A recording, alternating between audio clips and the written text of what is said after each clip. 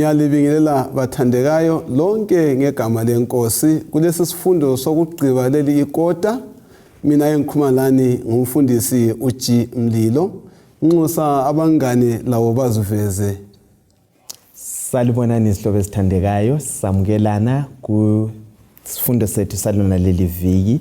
Sibonga uNkulunkulu osithungameleyo kukhotha yonke le sifunda ngebhuku lika Genesis. Mina engikhulumayo uElder Amos Maforo. Salibonani bathandekayo ngegama lenkosi yethu Jesu. Siyambonga uNkulunkulu ukuthi asigcine kuzifundo zonke size sifike namuhla ukuze simazi ngcono, sithobele intando yakhe silungele umbuso ozayo masinyane. Mina nguMrs Siboneni Mhlanga. Liyabingelela isihlobo esithandekayo ngegama lenkosi uJesu. Sithanda ukubonga ukugcinwa ikota lonke umlimi lathi esifunda khonapha. Sengani angalibusisa njalo nxa sizalalela sona isifundo sokugcina sekota, sengani sonke singabusiseka ngalokho umlimi asiphathele khona. Okhuluma lani nguThabisile Dube, asikhulekeni. Babo sekhaya ezulwini, siyabonga ukugcinwa kuze kufike lesi sikhathi. Siyabonga ubuthungabeli bakho kusuke kuqaliseni ikota. Sesiyigqiba namhlanje ngasona isifundo, senzele umusa Jesu. Vuma izimpilo zethu zingabuyi zifani ngemva kwezifundo ezingaka. Nansi esinye sezifundo esigqiba ngaso, sengani singaphakanyiswa Jesu, siguqulwe bese silindela ukuza kwakho. NgoJesu siyabonga. Amen. Amen. Siyabonga bathandekayo bana sihlangane njalo esifundweni salamhlanje. Uhambo lube lude. Yes. Lube lude uhambo. Siqale khonale ekuqaliseni kwencwadi kaGenesis. Sihlangana lo Jehova edala, sihlangana lo lesono singena emhlabeni kuwa komuntu, sisiya phambili siyangena kubozamcolo la kuzo zonke izifundo eziqhakathekileyo. Lamhlanje singena esigabeni lapho sihlangana khona lo Israyeli EGibhithe. Israyeli EGibhithe. Inzawunxusa bona sifundele uGenesis ngo47 esincane ngo27. UIsrayeli wasehlala elizweni leGibhithe, elizweni leGosheni, bazibuzela imfuyo kulo, bazala banda kakhulu. Siyabonga. Sesibalele ivesi ukuthi sebeselizweni langaphi laseGibhithe, elizweni laseGosheni, lapho bazizuzela khona yini imfuyo kuyo. Njengoba sengithi ukuthi ikotale besifunda ngencwadi kaGenesis, incwadi eveza uJesu Kristu. Sakhangela impawu zonke okwakomuntu njalo kusengitshilo. Lamhlanje ke sifunda ngani? Kuyini sithi kuza kubalulekile esifundweni salamhlanje esingathi kulabo balaleleyo lalabo basikhangeleyo bahle bakhangele bona lesi sifundo sigcitshwa simumetheni? Isifundo sanamhlanje sisiya sisesiqongweni sebhuku lika Genesis. Ebesikhuluma ngoGenesis kakhulu imbali yokusungulwa kwawo lo umhlaba. Sithumene ukubana isono sangena njani. Lo mhlaba lo oliGibhithe. Namhlanje sizabona uJakobe esiya eGibhithe. Ekuqaleni besibona uAbraham esuka elizweni lakiyo esiya eKhenani. Sithola uJakobe esuka eKhenani esiya eGibhithe ukuthi ayiphephela. Sizafunda kabanzi icebo lokusindisa ukuthi uNkulunkulu ukhangeleleni ezimpilweni zethu. Loba siseGibhithe uNkulunkulu ulathi, uyasithembisa njalo ukubana uza kusihlenga, njalo ukubana uIsrayeli isizwe sika Abraham lesi simele sibusise umhlaba wonke, umhlaba ubusiseke ngenxa kaIsrael. Ukhangeleleni kulesifundo salamhlanje. Isifundo sanamhlanje mfundisi isihloko sithi uIsrayeli EGibhithe. usinika ukugcwaliseka kwelizwi likaNkulunkulu. Anti isifundo sonke sikaGenesis besisifundisa ukuthi ilizwi likaNkulunkulu vele liyagcwaliseka, kungaze kube lobuvi njani, kukhanya ngani kunjani, liyaphutsha. Asikhumbuleni ukuthi uNkulunkulu ekhuluma isithembiso kuAbraham kuGenesis 15 kuverse 13 wahle wamtshela ukuthi lanxa ngiza kunika iKhenani kodwa inzalo yakho iza kuyaphila elizweni elingasilo la. So yikho simbona namuhla uJacob inzalo kabani kaAbraham esengena ke ngaphi eGibhithe. And uNkulunkulu uthe ngesizathu sokuthi ngale elizweni lesithembiso ama-Amora kukanjani unkomtshayi kagcwali. So uNkulunkulu ilizwi lakhe yikho engufundayo kuGenesis ukuthi ilizwi likaNkulunkulu lingaze lithatha ithuba elinganani liyagcwaliseka. Okunye sizahlangana lakho ukuthi izithembiso zenkosi zimile kuze kube phakathi. Izintaba zingancibilika wenzakala okwenzakalayo kodwa izithembiso zenkosi zimile kunaphakathi lokuthi ohlabelayo uthi likhona izwe lihle impela ngaze sithunjwe la likhona izwe ende khathesi sesilibona soon and very soon siyafika kulo khathesi. Wathi sifundele u46 verse 3. Wasesithi nginguNkulunkulu, uNkulunkulu kayihlo, ungesabi ukwehlela eGibhithe ngoba ngizakumisa ube yisizwe esikhulu khona. Ngithe ngikhangela leli verse ngaba lembuzo engifisa wana sike sixoxe ngayo. Kukuyini okubalulekileyo ngokusuka kukaJacob ezweni lesithembiso iKhenani na? Sifundani ngokuqala adlule eBerisheba? Kuyini okwenza uJacob aqale ngokuya eBerisheba njalo mazwibani amqinisayo uJacob? Ngokulutshwana kwangikhona ngithe asike sike sixoxe ngalezi zinto lezi sibone ukuthi kuyini sikufumanayo lapha. Jacob okwakumthathekisa okwamenza waya eKhenani owakuqala yikubana waye eselambile eGibhithe kwakulokuhle yikho babengaphephela khona. Okwesibili sezwile ukubana ingane yakhe akayililela ayikwazi ukuthi ufile iyaphila iseGibhithe efuna ukuyabuyisana la. Kodwa kwenzayo angakayi uqala abuyele ayebuza inkosi ubana kulungile yini ngihambe yini. Sifunde isifundo esiqhakathekileyo khona pha ukuthi yonke into siyenzayo ake nisifundeni ukuyabuza inkosi. Inkosi ibisimphendula yikho eqala eBerisheba uthi lapha ahlangana khona lenkosi ukuthi yikho yini kukho konke sikwenzayo asifundeni ukubuza inkosi isithungameli. Inkosi ibisimphendula kuverse esibalilele. Sibone ngani imbangela yalokho ukuthi ayebuza lo mbuzo kuyini. Mina ngizwisisa ukuthi uJacob wayezwisisa ukuthi uNkulunkulu ngolawula izinto lapha phansi. Futhi uJacob isithembiso seKhenani wayesikholiwe. So wayengasiflathela njani ayeGibhithe engaqalanga wabuza kuNkulunkulu wayelethele isithembiso. So mina ngifunde like umafora kuchoyo ukuthi zinengi izinto mfundisi esesingene kizo lama decision esesiwathethe saflathela intando kaNkulunkulu ngesizathu sokuthi sikwenze singabuzi. Abantu bethu siyakhetha imisebenzi icareer choices esizenzayo kumbe ukuthi ngithathwa ngubani ngithatha bani. Umntwana uyafunda ngapi mina ngizasebenza ngapi umsebenzi. So ama decisions wonke mina mfundisa isifundo kuJacob ukuthi asike sibuze nini ngoba uNkulunkulu ngiyolawula izehlakalo. So indlela ingahamba nxa uNkulunkulu esithi ngizakuba lawe yisiqiniselo sona leso ukuthi nxa uNkulunkulu elami kulungile.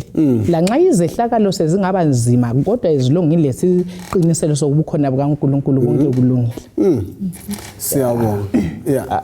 Yazi indaba yokubuza le indlala isisusile abanengi sasuka emaphandleni sabuye town. Inengi azange sibuze. Yikupho ngubuye town uthola ukuthi imizi yethu idilikile. Abanye sisukile saye diaspora. Akulalutho wrong ngokuye diaspora. Kodwa umbuzo ubuzile yini inkosi ukuthi ngihambe na? Ngihamba lobani? Ngiza kuya kwenzani? Ulami yini ngikhona ngale? Uza kuphenduka lami yini? amakhaya adilikile abanye bahambe bonke kwafika kwadilika khona ngale why inkosi sichile sihlobo esithandekayo namhlanje sokufundiswa ngoJacob ikubana ke sihlale loba indlala injani iKenani kuhla nti kwakuthiwa ilizwe lobisi kulento yonke angithi phela kodwa kungaba lendlala kuyenzakala kodwa inkosi ilathi esithandweni somlilo kumnandi ezilonke inkosi njani futhi ikhona uthi lingesabi kuyisaya ngilani loba lingena emanzini zabalana emlilweni nizabe ngilani zihlobo ezithandi asibuzeni inkosi sihambe lenkosi ingoma yabantwana ithi loba kulesiphepho ezilonke ngilenkosi angesabi isiphepho angithi phela ezilonke ngilani esimele sibe lakho yikuba lenkosi kuyakhulula njalo kuba kwazi ukuthi lokho engikwenzayo inkosi khona ngoba uzakwenza konke ngoba ukwazi ukuthi uvela ukhona uyangithungamela ngoba isiqiniselo laphana nxa ikuthiwa ungesabi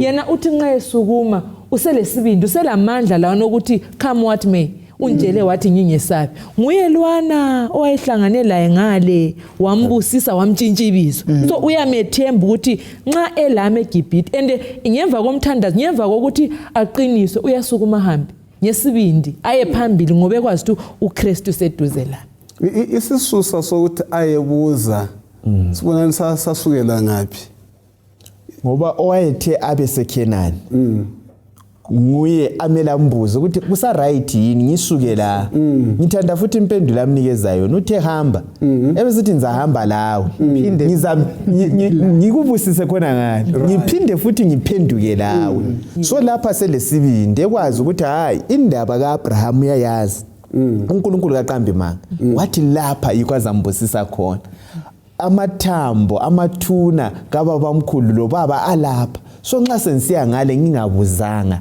kusana so yikho siyabuza ukuthi abekwa angabusuki entandweni kaNkulunkulu mina ngibongela ukhuthazo esiletha ebantwini ukuthi singenze lutho singabuzanga kubani kuNkulunkulu ungaba lijaha ufuna ukuthatha buza uNkulunkulu njalo ungaba intombi ufuna umendo buza ubani uNkulunkulu azasithembise ngitsho lasebuvangelini Mateyu 28 angithi uthi hambani ezweni njani zonke kodwa isithembisana na ngizakuba lani kuze sekungaphi sekupheleni akaphonga ukusithuma asivulele iganga kuphela uhamba lathi umaforo setshilo wathena abafana sebengene phakathi kwesithanda somlilo wangena la phakathi kwaso asiqinile bathandelayo sihambe nobani loNkulunkulu ngoba thina sikwesaba yomfundisi isikhathi eziningi ukuthi nxa indlela kaNkulunkulu iqhuma phakathi kwameva kumbe iqhuma emlilweni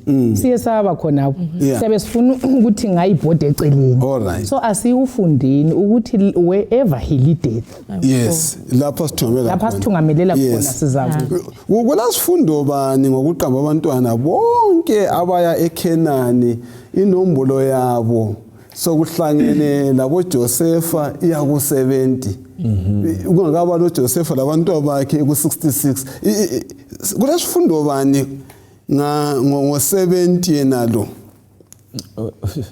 70 inombolo yokuphelela all right kuthi ukuthi uJacob ebuye eGibhithe wabuye ephelele all right lezi zizukulwane zakhe zonke khumbula uzobusisa ende umhlaba wonke uzabusiseka ngobani ngoJacob kuGenesis chapter 10 izizwe eziqanjwayo zonke lapha ziba ngu70 ungabala inamba 70 abadala abangu7 inombolo yokuphelela yikho esikufumanayo khona lapha anti maforo nxa uyichasisa indaba ka70 ikhuluma ngokuthi wasuka la lenzalo yonke kodwa nxa uyifunda kuhle ithe inzalo le kwakungamachumi ayisithupha la 66 ngoba uJosefa lo Manase lo Ephraim babengale uJacob engwes4 so ngithe ngibala indaba ka66 leyi ngafikelwa ngumcabango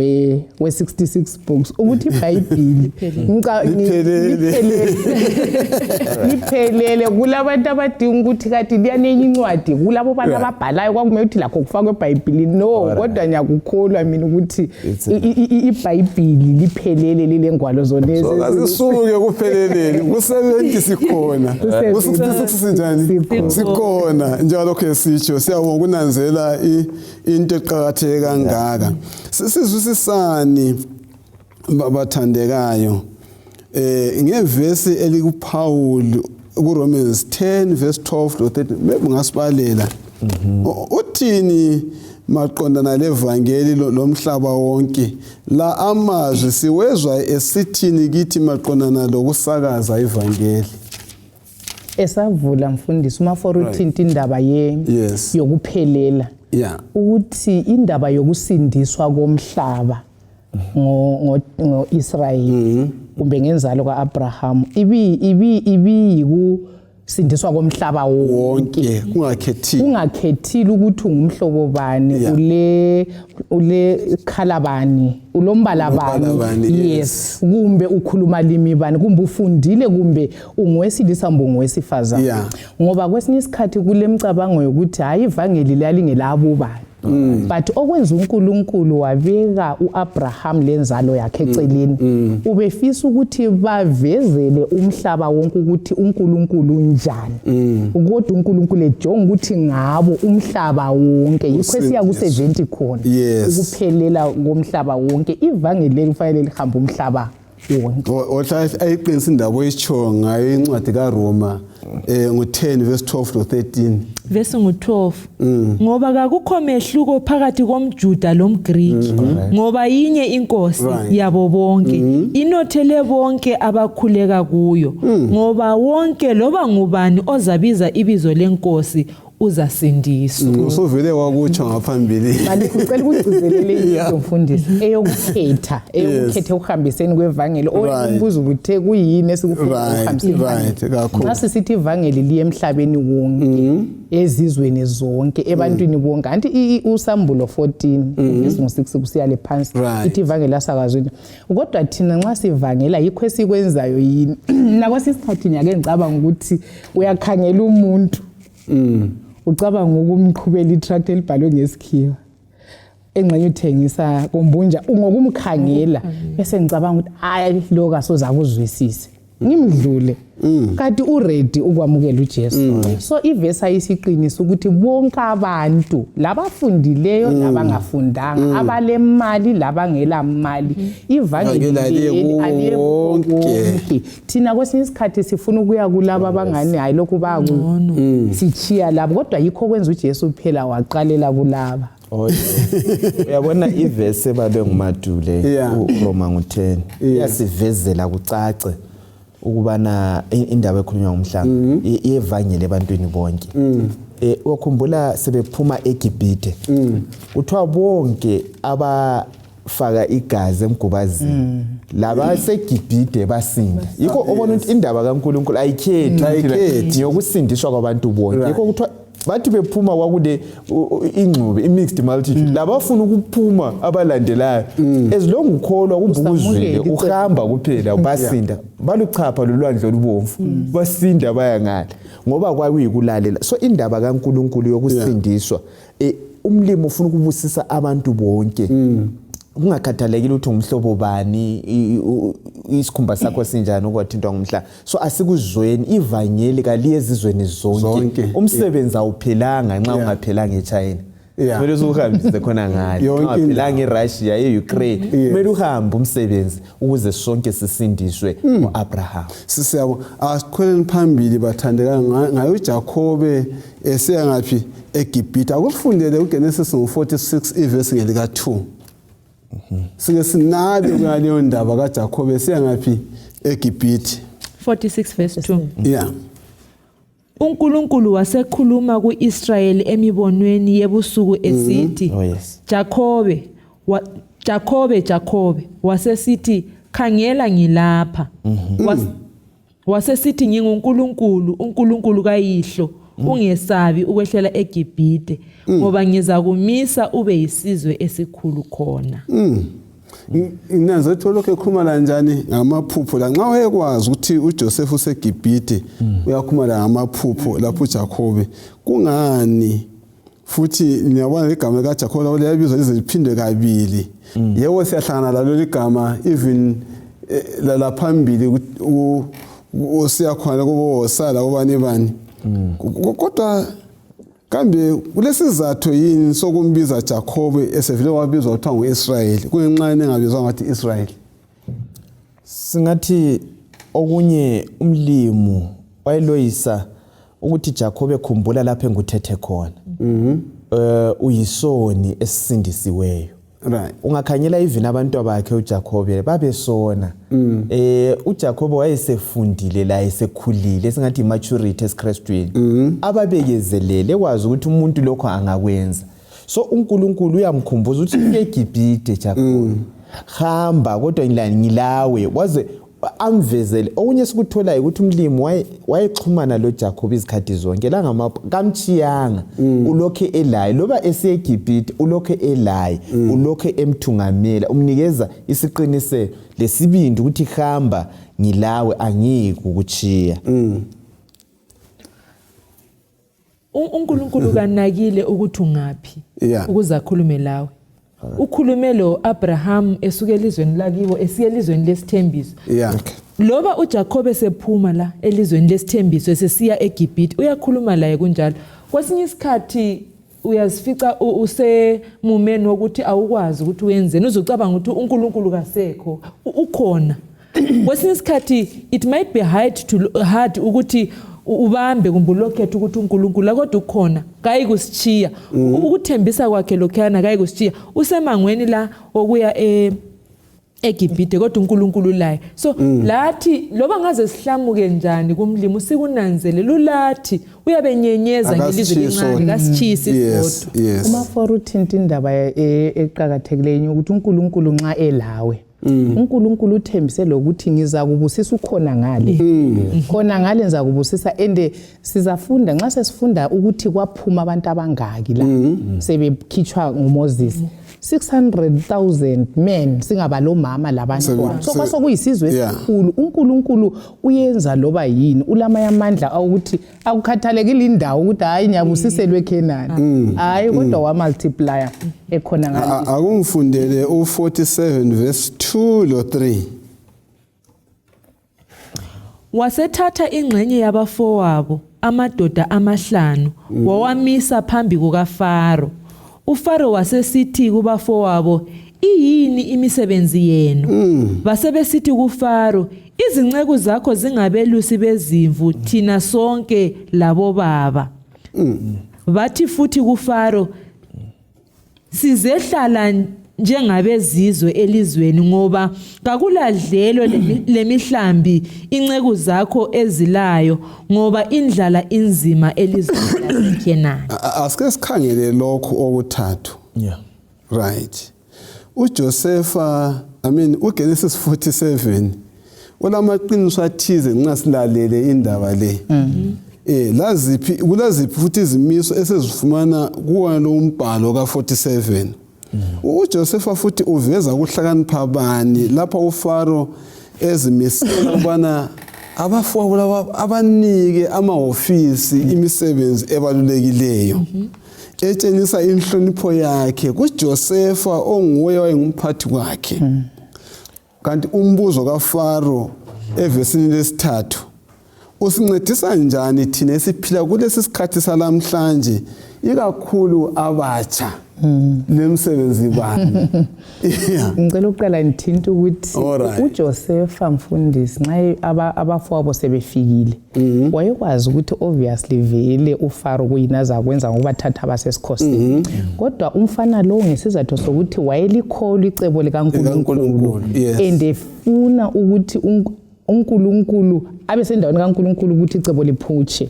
Yikho wahle wakhuthango inhlakanipho ayiphiwa uNkulunkulu ukuthi hayi lina lingavele libuzwe lina khuluma nini umsebenzi wenu eliwenza ngokuthembeka ukuthi lina lingabelusi.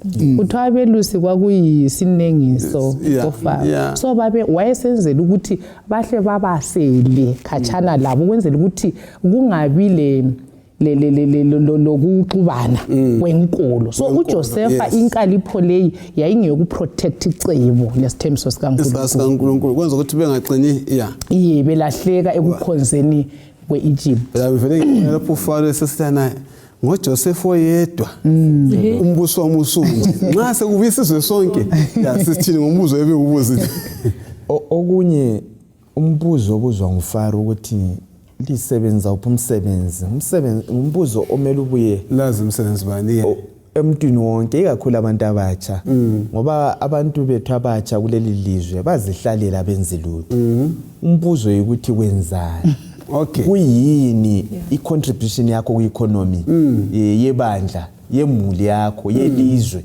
kuyini okwenzayo andibona uFaro uyabuza ukuthi libuyile la kodwa lingasisiza ngani lingabokudla kuphela kuyini likwenzayo so ikukhuthaza abantu abatsha ake ube lolutho olwenzayo uNkulunkulu esimkhonzayo uNkulunkulu ofuna si practice ama skills esiwanikezwe esikwenzayo ukuthi siziphilise ngelinye iqiniso esilitholayo sekuthintile umhlanga ukuthi wahle wabathipha ukuthi lenze so enguthandileyo bakhuluma iqiniso khona lokho kanye abakwenza iningi lethu nxa sesifike esikole abantu baqamba amanga lokuthi mina lama qualifications la lokhu ukumaintain status abenzi njalo ukuthi umsebenzi okhalelwa phansi bakhuluma khona lokho kanye ababekwenza baqinise uMaforo uzangikhumbuza ukuthi sokulama certificates academic afojwayo yes alright abantu besenzela ukungani bayilokho abangasikho khona ngilandelela umcabango kaMaforo ukuthi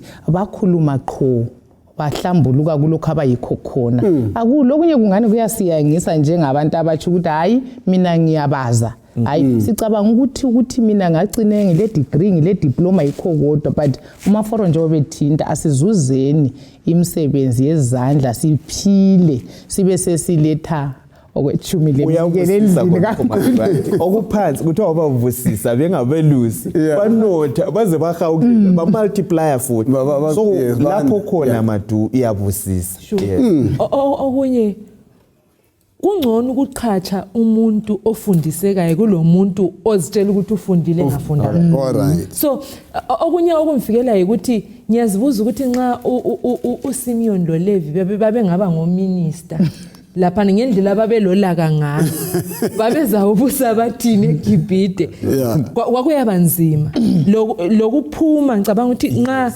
ngiyabe senzalwa khona phana kwakuyabanzima ukuthi ngibuyele eKenani isikhathi nxa sesitshayile ukuthi ngibuyele ngoba sengakhile sengigcilile wonke umuntu udinga imali kuthabi so ngibuye ngiphume ngicabanga ukuthi eKenani vele ngisuke kulendla umuntu isikhathi esiningi angathola ingcanca ukudla uyakhohlwa angabusa uNebukadnezar uzathi khathi who is this God siyafika ekuthini sesiquestion ukuthi kade uNkulunkulu mbani ngoba sesithola ngibona ngani wabanceda ukuthi baye ngale babonda baqinisa isiKristu bebodwa bengekho bangathintani lenkolo lezi ezeGibhithe sikhuluma ngoJakobe lapha eseGibhithe ngifuna sike sikhangele onye kwezinto okwenziwa ngoJakobe eseGibhithe ongaphosa uzibuza kanti kwenzakalani iverse ka47 chapter 47 verse ka7 awuyibale sizwe ukuthi thini uJosefa waseletha uJakobe uyise wamisa phambi kukaFaro uJakobe wasembusisa anle wathi uFaro wayekhangelwa njengompriest ezweni lonke umbana wemela busiso omunye uJakobe kumbe uFaro ngoba lapho kuthiwa phakathi kwenkosi uFaro loJakobe ngubani okumele kanjani abuse umunye njalo lokhu kusikhumbuzane ngalokho okwathenjiswa uAbraham kuGenesis chapter 12 nxa lumbuzo sikuphendula ngifuna sicabange futhi la ngokholo lwethu lo mlando esilawo uNkulunkulu asimiseleyo ikakhulu nxa sifunda uFirst Peter ngo2 iverse ka9 kuqakatheke kangakanani ubana sibe silomsebenzi bani ezimpilweni zabantu na indaba yokubusisa kuthiwa uFaro anti sokuthile vele wayekhonzwa umuntu obusisayo ngololutho ebusisa onyela right lapha uFaro nguyayinothile nguyayicebile nguyayimila abusise ubani Jacob kodwa Jacob akutsho ukuthi mina yimi lolutho mina yimi I've got something to offer yimenza kubusisa ethola ithuba uhla ambusise Yeah. la kanye wabusiseka iEGibhithe yayingeyinye sewathi ngamazwe kuthiwa ama superpowers okunye kwakhona kwakusukela khona lapho so lathi njengabantu so ngeyindlela uthi uJakobe wahloba njalo uFaro wayengumpriest so uJakobe wahloba umpriest omkhulu nguye laselizweni uyabona into ziyonakala yithi all right thina asibe kuthiwa singusawudo wesu asibe ngusawudo impela okay lalela ingxoxo emchoveni abantu bayakhala bonke bengu18 bekhala babusise batshela ukuthi hayi kuyalunga batshele impikisano enkulu ukuthi hayi lokhu kunje ungancedisi ukwenza isituation ibe worse asibusise nabantu kungaba sezimulini ngoba thina sazingcono loba impi kubhede Ukraine Russia kunjani hayi thina sazingcono asibusisene abantu kukho konke uthintile ukubana iverse ya 1 Peter 2:9 sisizwe esikhethekile singaba priest bobaba bomama yithi aba priest yes umpriest umsebenzi wakhe ngokwenzani mhla ngokuma phakathi komuntu owileyo lo nkulunkulu engcwele so ngesinye isandla uyabe bambe unkulunkulu ngalesi sandle bambe umuntu ukuletha obabili ndawo singenza njalo ilizwe liba lihle manje singama thina sincengela abantu sime thina sibe sibuyise abantu uThixo ongcwele lesoni kuhlanga kuba kuhle kube lokubuyisa kube lokukhumisana umuntu so singenza yona yiyo imission yethu yiwo umsebenzi esimele siwenze mina ngiyazibuza khonapho ukuthi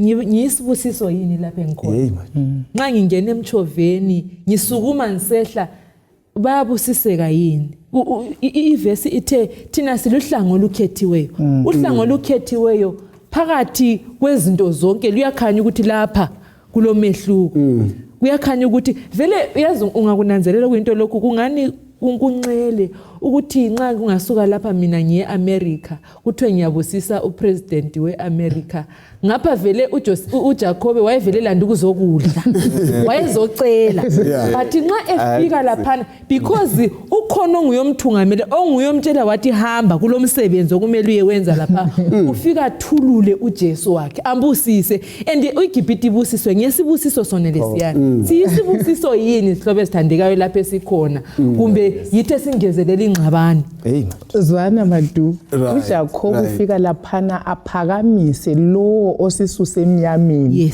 wasilethe kukhanye uyafika amphakamise phambi kukaFaro yikho esibizela ukuthi sikwenze kulolu luthendo ufundileyo lizwile ukuthi uinterview yama brothers lawa kuthiwa kunye abakuveza kuFaro ukuthi athina siyizihambi siyizihambi yes kuthiwa babe senzela ukuthi bahle babekwazi ukuthi isikhathi sikaNkulunkulu singachaya siyaphuma so ngicabangile ukuthi kambe mina ngiyacaca yini ukuthi ngiyisihambi la kumbe sengakhile ingoma yamasabathi ithi asakhile impela kodwa khangela indlela angazi baforo amaplan esilawo ama 10 year plans angitsho ukuthi uJesu ubuya nini kodwa asisethi date kodwa sithi ukuthi sifanele ukuthi siyazwisisa ukuthi ilizwe esilalo liphambili ngale Abraham wahlala ematendeni lo Isaac ezwisisa ukuthi uyadlula njengebandla kasihlaliseka ngayini la ngithe mfunda indaba ye-captivity eBhabhiloni kuthiwa kulaba priest abasebesalela khona ngale oEzra sekumele kuphunywe abantu sebakhile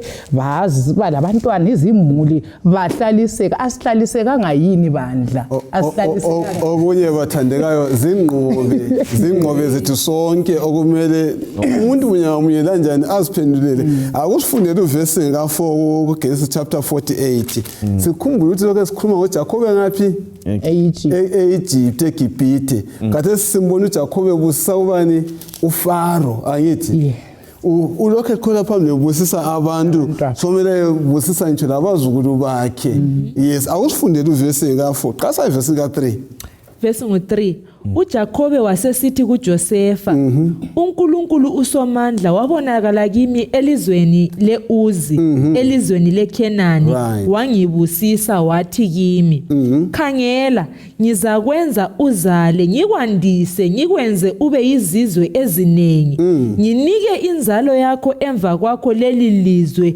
libe yimfuyo elaphakade.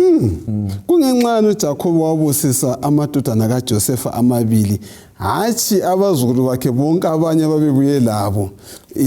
Kuyini okwagcina ukholo lukaJakobe luqinile noma esekuleli ilizwe lesithembiso, ikakhulu ngamavesi sanibona abalwe manje? uJakobe mbona indoda eyayibusisa kakhulu le. Usebusisile uFaro, nangu sethole elinye ithuba. Engabusisa abantu bakhe, uqala abusise abazukulu bakhe. Ufika esikuthi ngesikhiwa ye-adoption. Uthi kuJosefa, abantwana laba sebengabami. Bobabili, uManase noEfraim, ababezizelwe eGibhithe. Okwakusenzakala kusiko lamaHebheru, i-firstborn wayethola esithi double portion. So uRuben walahla sithi kwenye ubuzibulo bakhe wabudela. So bunikezwa uJosefa, so bunikezwa kumadodana akhe amabili, uthola esithi double portion yezibusiso. Ngenxa yokubana ungakhangela bonke labanye babelolaka, abanye bengaqedakala, abanye befeba bethi uJakobe ngokubusiswa ethunganyelwa umoya engcwele uyabona ukuthi hayi kuma ebantwaneni bami ofanele ukuba lizibulo ngulo, abe sembusisa amnikeze i-double portion ngokuthatha abantwana bona laba bobabili. So sibona uJakobe ethunganyelwa ngumoya oyingcwele, ekwazi ikusasa ukuthi okumele kwenzakale yilokho, aphawule anikeze i-double portion kuJosefa. Impilo kaJosefa ukuthi igcwalisa isitsho sesentini ukuthi inkunzi ikhethwe ematholeni kunjalo.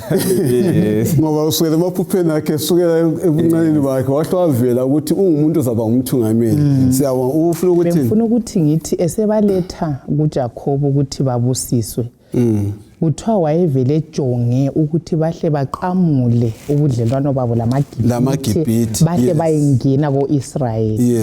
Ngifundisa isifundo esiqakathekileyo lapha emfundise sokuthi ama-actions ethu kumele aveze lokho esikukholwayo. Ngoba uJoseph wayeyizwisisa indaba yesithembiso selizwe uNkulunkulu azalinika uIsrayeli. So i-action yakhe kwenzani, wayengasikholwa yini aphinda yekela abantu abakhe belahleke eGibhithe, kodwa wahle wakhipha abantu abakhe ukuthi benjalo kule opportunity yokuthi babe bakhule eEgypt. Wazwisisa ukuthi ku-temporary kulesithembiso esimiphakade okumele ukuthi bayesamukeliswa uNkulunkulu. And siyasibona ethatha abantu abakhe, ngiyakukholwa mina ukuthi bahle bajoyina uIsrayeli, bahlala khona eGosheni. Labantwana bakukholwa. Abafana lo Isaac, Isaac enikelwa laye wakukholwa, wavuma. Laba bafana laba base beseGibhithe bebona ubunkanyana, kuthiwa ngenxa yeline kamama wabo babeza bangabapriest, le position yalo baba uJoseph. So eGibhithe babayathola yonke into, kodwa labo bayavuma ukuthi konke lokho ubaba ukuzabe kusigaba lesakiso ubethunganyelwa uNkulunkulu. Siyamazi ubaba wasixoxela ubana wayithunjiwe, walethwa la wasebenza endlini kaPhotifa, wayentilongweni, umlimi wamphakamisa kusukela ethulini, nangu sela asikumlahla uNkulunkulu njalo. So bayavuma abantu abatsha, ayeni silalele uNkulunkulu. UThixo wabazali bethu singamlahli loba sekunjani, sihambe laye. Ngikhumbula omunye umuntu nje izolo ukhuluma lami uthi umntanami akuhambi kuhle, but uthe kimi ngikhola uNkulunkulu kamama, mama ungikhulekile. So uNkulunkulu wabazali uyasigcina ngaze siye ngaphi, uzasigcina belathi. Bese nginika i-challenge ebadaleni ukuthi siyabusisa yini abantwana bethu, ngoba impumelela yama-generation abuyayo isezandleni zomzali. Xa isigodlile isibusiso lesiyana, umntwana kayindawo. Isikhathi esiningi siyakhala sithi abantu abethu abaphumelela bathola imisebenzi kanti sizigodlile kumbe sakhesa kudala. So asifundeni kuJacob uyabusisa azabusise lesizukulwane ababusise baphumelele futhi ngendlela abusise ngayo. Kasibusise nini sibe yisibusiso futhi lathi lapho esiphila khona. uJacob usebusisile uFaro, uJacob usebusisile abantwana abazukulu. Manje uJacob sesiyabusa njani abantu abakhe. Akusifundele evesini lokuqala kuGenesis 49. uJakobe wasebiza amadodana akhe wathi, "Buthanani ukuze ngilazise okuzalehlela ensukwini ezizayo." Kulasifundo bani sakomoya ukubusiswa kwabantwana okwenziwa nguJakobe? Kulasifundo bani? Kulasiprofethi bani futhi esendlalwa lapho kungenxa yani kuqhakathekile na kusifundisani njengomzali usechiwe ukuthi abazamile babusise kodwa kusifundisani njengomzali okwenziwa nguJacob uma ikakhulu nxa sesedlule sawo kuGenesis 49 verse 8 kusiya ku12.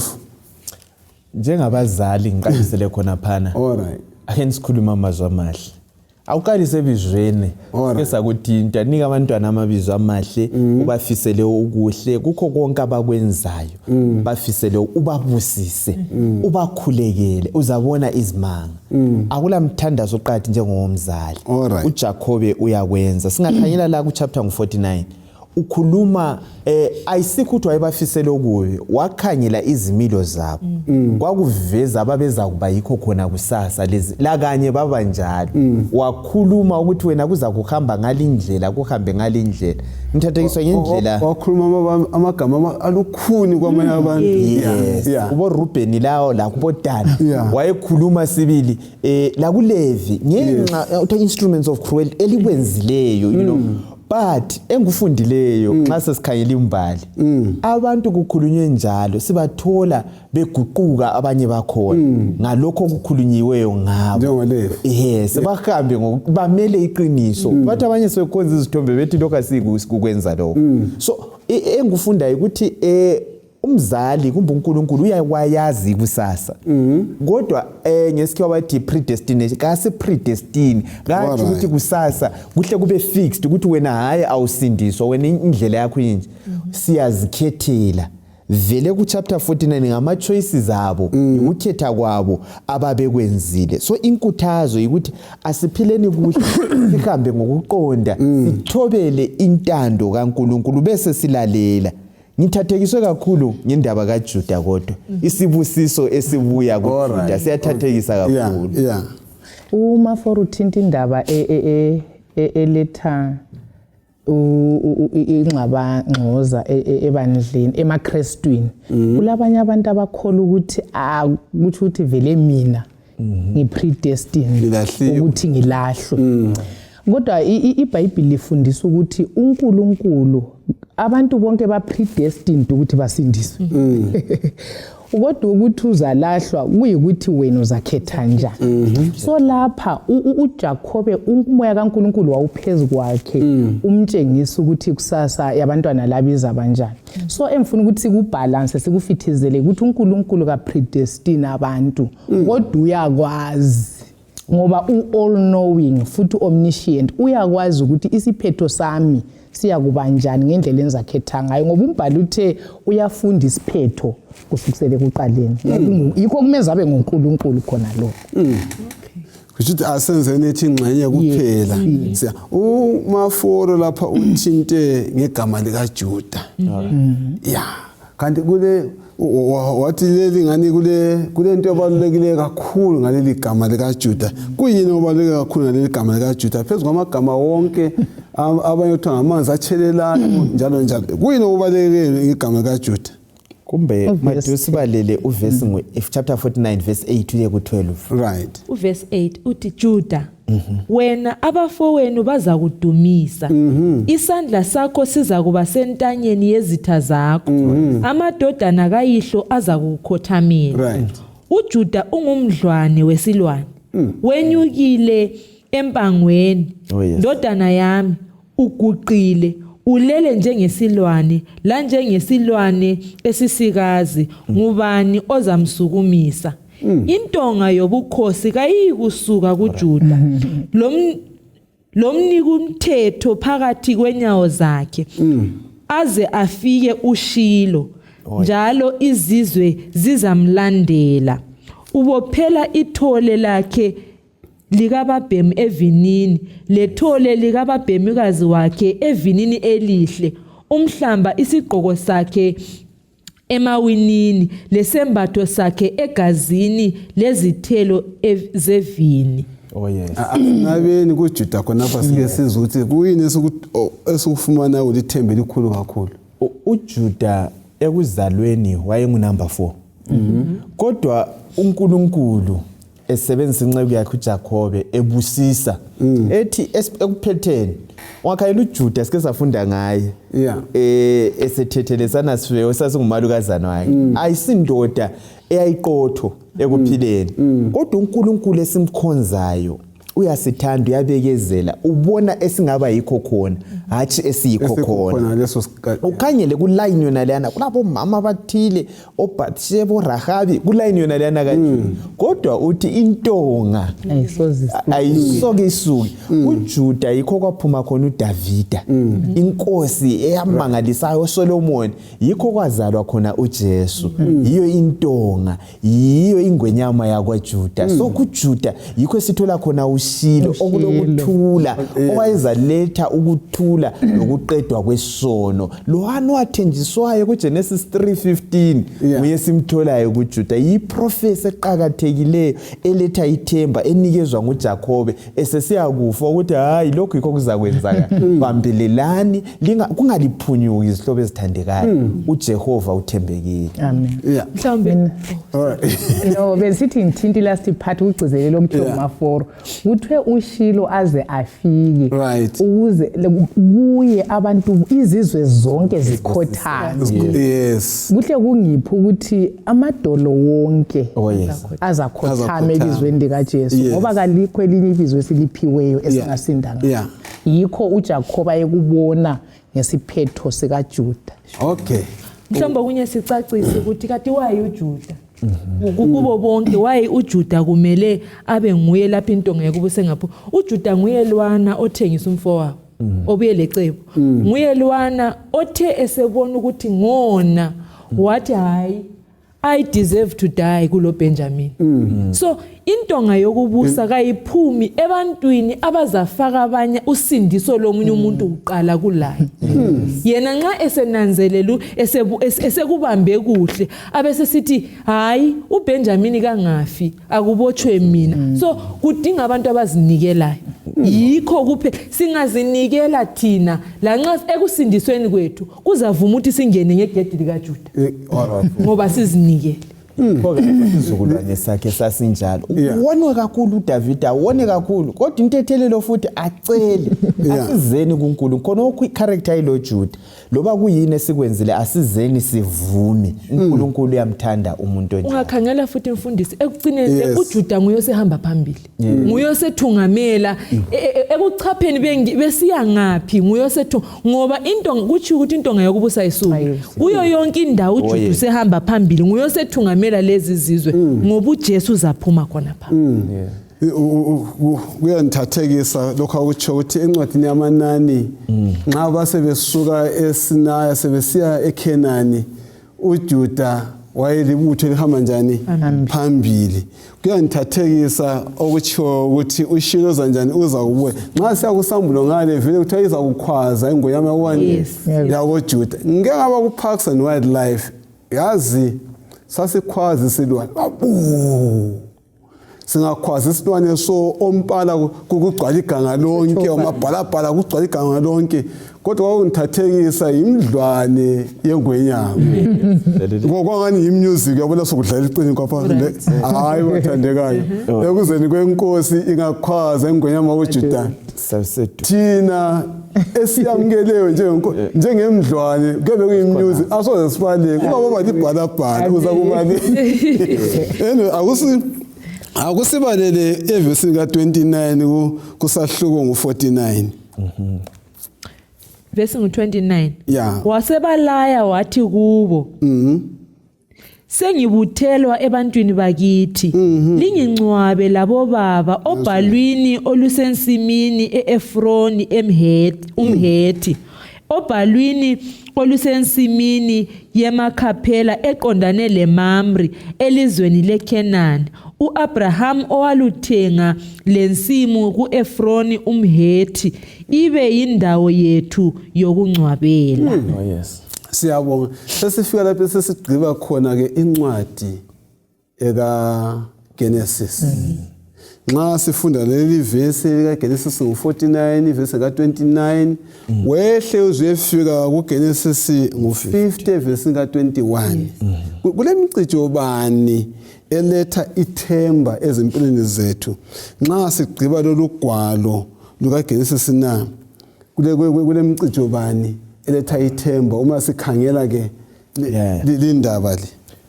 Okwakuqala kulethemba lokubana uIsrayeli uza kubuyela elizweni lesithembiso.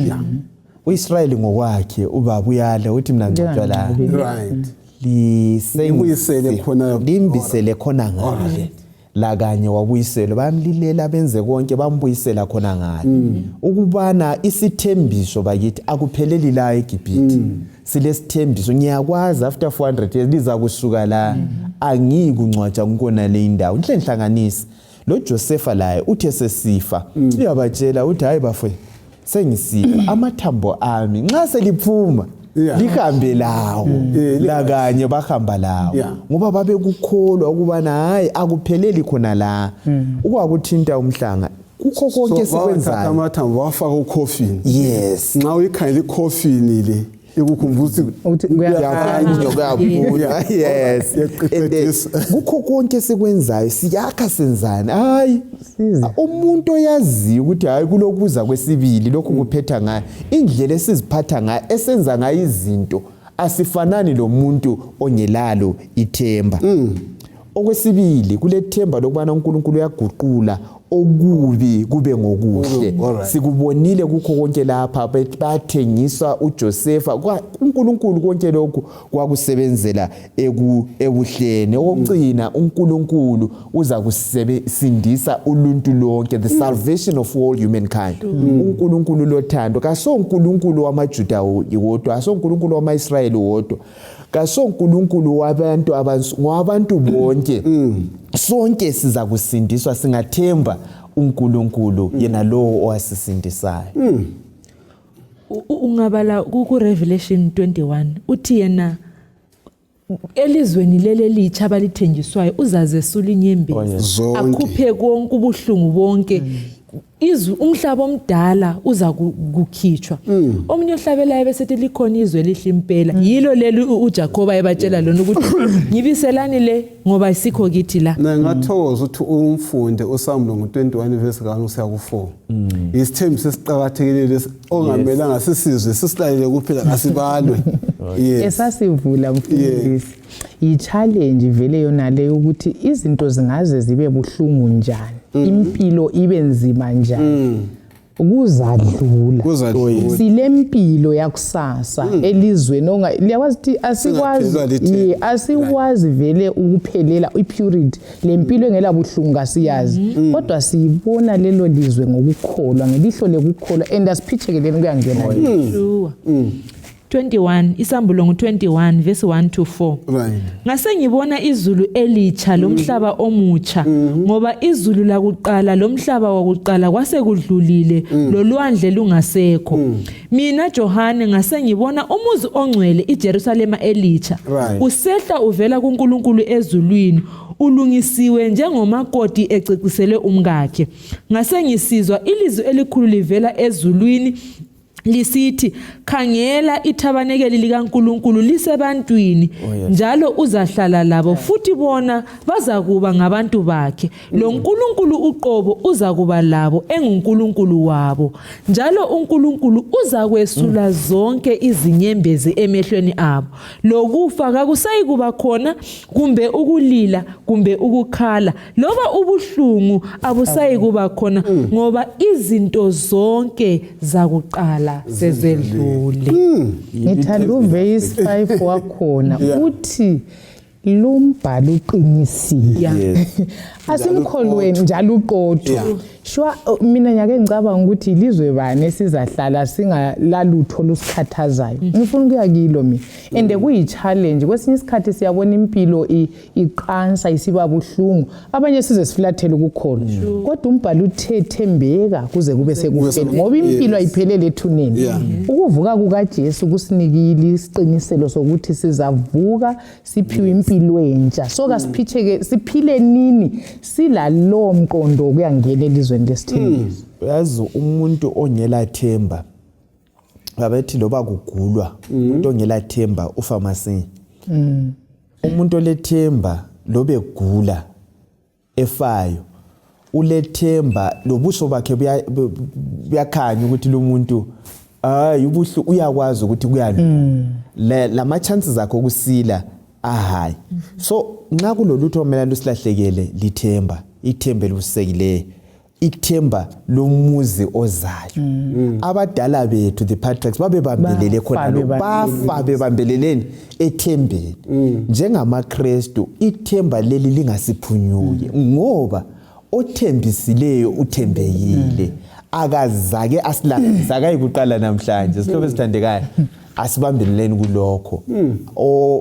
Jacob bakuthemba baphuma lamanje basemathuneni lokhu bebambele kusithembiso seKenani elizayo. Liyeza uza kusithatha kuGenesis sibonile kukuhle sisungule. Usambule yasitshengisa ukuthi kuza kubuyiselwa khona lokhwana kungakabi lesono. Sibuyele kube nokuthula. Okunye asinga give up. No matter how bad the situation engaba yona. Esinye sesithembiso sithe izinto ziyaguqula. Into embi umlimi uyayiguqula ibenhle. Kwesinye isikhathi uyazibona usuku situation engasela themba engavumiyo. Lanxa ngazufu khona phana vuma kube njalo. Abaseleyo bazabakwazi ukuthi wafa ebambelele. Ende bazaqina. Eminye imthandazo kayisoziphendulwe kathesi. Eminye imthandazo esikhulekayo izaphendulwa maybe ku second and third generation yami. Bazabe berefer besithi uNkulunkulu kaThabi besitsho mina sengafa kudala. Kasikhulekeni kuze kulunge. Kwesikhathi njengabazali siyakhala ngabantwana. Umntwana lo bengihamba la ku Sabbath School. Kodwa nangu senhlanhlatha nangu senje uzuzuye kufa umntwana lokho enhlanhlatha. Kodwa siyisimanga sabakhona ukuthi njalo sitsho. Ngenye imini uzobona umntwana ekhona ekhale kababa. Esele guqoka unganjani ongasekho ngithathela amazwi kaThabi lapho. Yes. Ngithathekiswe izinto ezintathu ogcine ngazo. Ezisithembiso esesifumanayo uthe ithemba lawo lokuthi kuyabuyela ngaphi elizweni lesithembiso likaIsrayeli. Ithemba lesibili ukuthi uNkulunkulu uyaguqula yini obubi kube kuhle. Isithemba sesithathu sokuthi uJehova uza kusindisa abantu njani bonke. Elokugcina ithemba ngalitha kubalaleli bethu lokuthena lanxa singafa kulethemba lokuvuka kwabafileyo. Ngizanikela Mrs. Mhlangubana atshela ke igama lokugcina asikhulekele. Engikuzwisisayo bathandeka imfisa ukuthi ngilichiyele khona ukuthi uNkulunkulu ngoNkulunkulu uyolawula izehlakalo. Angakhuluma ulutho kaluphuthi. Lungaze luthatha ithuba elide njani luyagcwaliseka. Khathesi njengebandla sikhangela ilizwi elaphuma emlonyeni kaJesu ukuthi ngiyekhaya. Ngiyalungisa indawo ngizaphinda ngize ngizolithatha. Sikhangele leso sithembiso nxa izolo ilizwi lingaphuthanga la namuhla la kusasa kalisoze liphuthe. Kasibambeleleni elizwini likaNkulunkulu ngoba liqinisile. Asicimezenini sibeni lomthandazo. Baba wethu othandekayo okhona ekhaya ezulwini. Ngalihlonishwe igama lakho. Siyabonga sona lesi sifundo esisifundisayo ngempilo yokukholwa lokubamba izithembiso. OJosefa laboJakobe beselizweni elingayisilo labo sibona belethemba kuphela ukuthi ilizwi lakho liyagcwaliseka lanxa kunjani. Sifundise khonokho njengebandla ukuthi sikuthembe njalo lendlela esizaphila ngayo iveze ukuthi ilizwi lakho siyalikholwa, sihlambulule sonke. Abanye silemthwalo ukuthi sichiye lona lolu hambo, sicela ukuthi isithembiso sokuthi ngizakuba lani kube yikho sesisasigcina siqhubeka ngohambo uzofike. Sibusise sonke, usigcinele umbuso ozayo masinyane. NgoJesu inkosi siyabonga. Amen. Amen.